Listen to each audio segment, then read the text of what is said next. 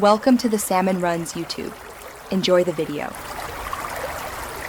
You start by opening Google Meet and confirming you have host privileges.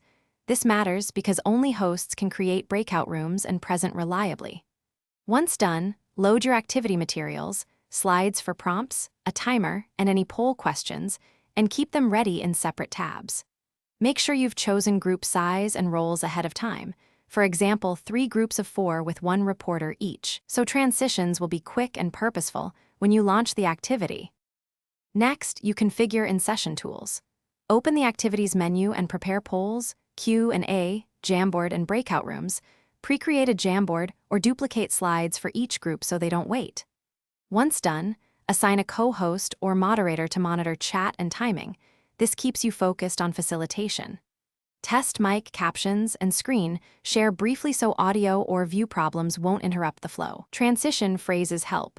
Explain the task, then run the activity by launching breakout rooms and sharing clear instructions, including a visible timer and expected deliverable. When time's up, bring everyone back, collect outputs via drive links or have group screen share their results, then run a closing poll or quick reflection. If something goes wrong, act fast. Reassign host controls if sharing fails, manually move participants into rooms, or post prompts in chat so groups can continue. This keeps momentum and prevents lost time during tech hiccups.